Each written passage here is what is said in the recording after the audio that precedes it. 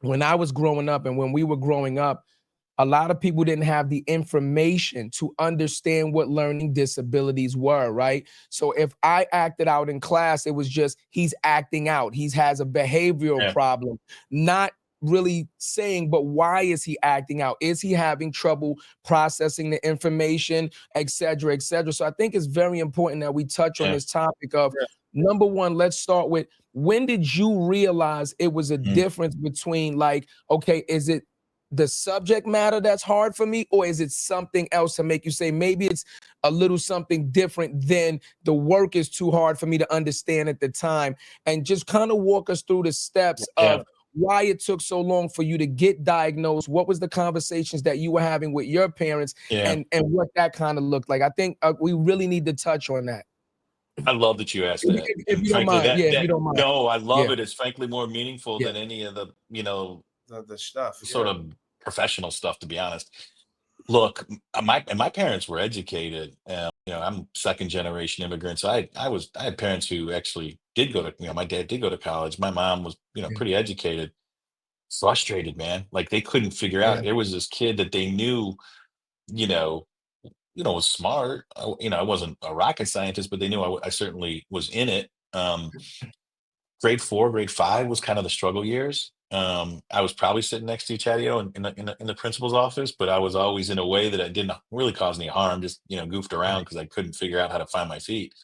They were kind of at their wits' end. They were gonna yeah, move me to a different school. And honestly, that's what I mean. Like sometimes your life yeah. is blessed with a little bit of luck of who comes by. And for me, I had 3 coaches that stepped in.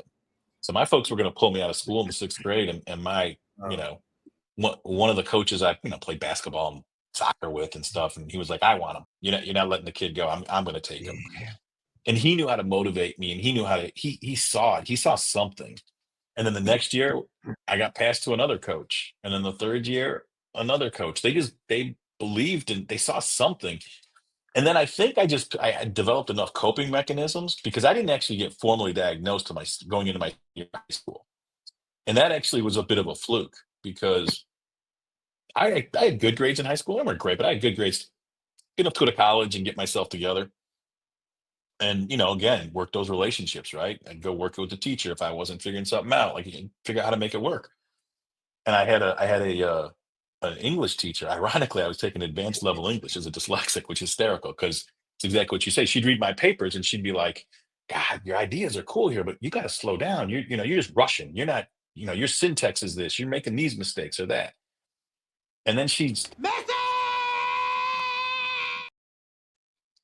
halfway through the year, she's like, "You know what? I'm noticing some things that you do with my kid who's in the 6th grade just got diagnosed."